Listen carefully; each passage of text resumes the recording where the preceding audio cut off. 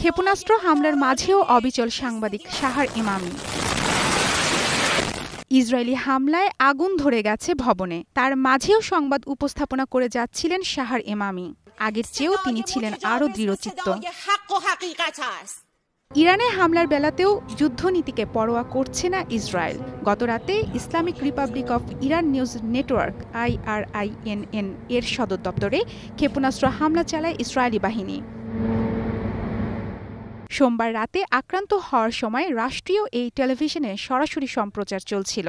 স্টুডিওতে উপস্থাপনার দায়িত্ব পালন করছিলেন শাহর ইমামি।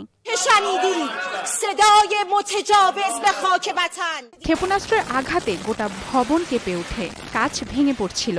আতঙ্ক ছড়িয়ে পড়ে স্টুডিওতে। প্রথমে নিরাপত্তার জন্য শাহর ইমামি সরে যান, কিন্তু কিছুক্ষণের মধ্যেই তিনি ফিরে আসেন।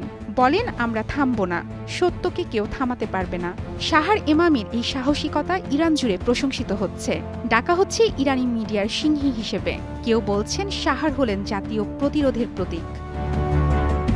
1984 সালে তেহরানে জন্মগ্রহণ করেন শাহর ইমামি।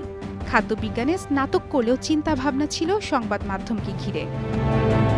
তার প্রথম টেলিভিশন উপস্থিতি ছিল আমরা বাড়ি ফিরছি নামের এক অনুষ্ঠানে, যেটি তেহরান নেটওয়ার্কে প্রচারিত হয়েছিল।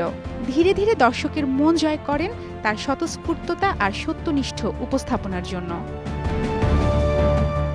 কারো সুপারিশ নয়, কঠোর পরিশ্রম আর সরাসরি কভারেজের পারদর্শিতা তাকে পৌঁছে দেয় ইরানি ব্রডকাস্টিং কর্পোরেশনের মতো বড় প্রতিষ্ঠানে। সংবাদ বিশ্লেষণধর্মী নিউজ স্ট্যান্ড অনুষ্ঠান তাকে আরও জনপ্রিয় করে তুলেছে। মারফুয়াতুন নূর রুচি, স্টার নিউজ।